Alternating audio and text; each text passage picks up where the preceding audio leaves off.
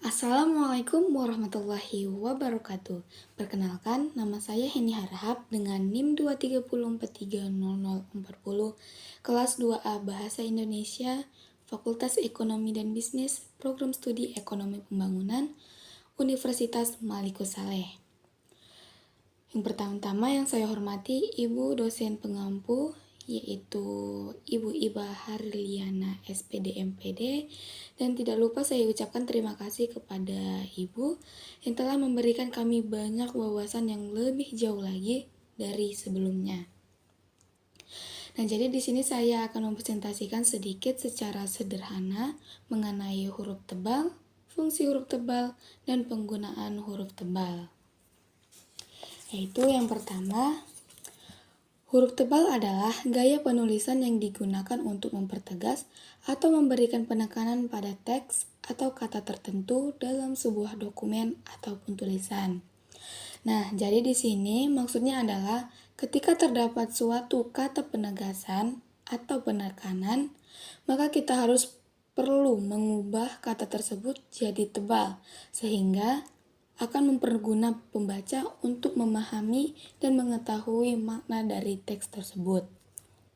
Yang kedua yaitu huruf tebal. Huruf tebal dipakai untuk menegaskan bagian tulisan yang ditulis miring.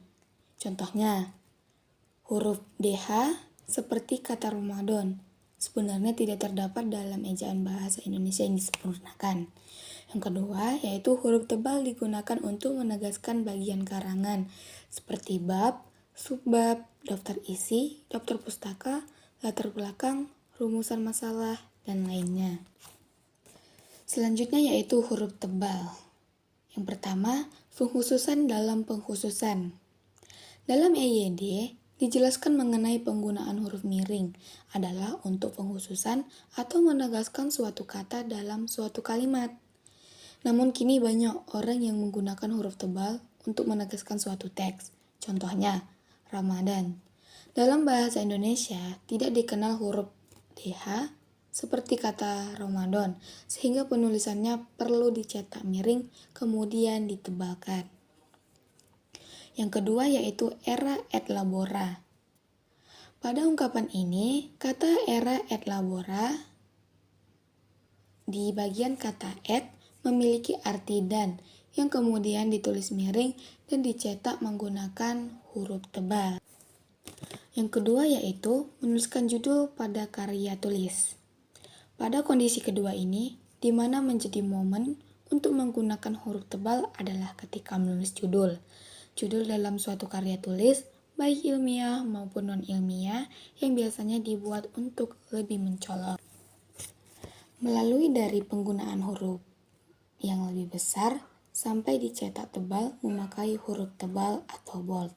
Yang pada judul utama, ukuran huruf diketahui dibuat lebih besar dibanding huruf yang lainnya.